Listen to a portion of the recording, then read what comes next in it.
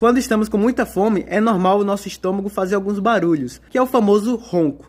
Mas por que isso acontece? Bora entender nesse vídeo. Bom pessoal, primeiramente precisamos entender que quando o nosso estômago está preparado para receber uma comida, um alimento, ele tem que mandar um sinal. E esse sinal é a produção de enzimas, como a pepsina e de ácidos. Isso daí é um sinal de que ele está pronto para receber uma comida. E o ronco é desencadeado por essa produção de enzimas e de ácidos, porque aí a musculatura desse órgão começa a se remexer e mexer o líquido e o ar que estão dentro do estômago. Esse ar entra junto com a comida. Quando nós estamos comendo, o ar também entra. E esse ar que está dentro do estômago é normal, porque ele entra junto com a comida e quando nós estamos falando, por exemplo. E ele só sai quando nós arrotamos. É por isso que o nosso estômago ronca e é por isso que arrotamos. Se você gostou, compartilhe.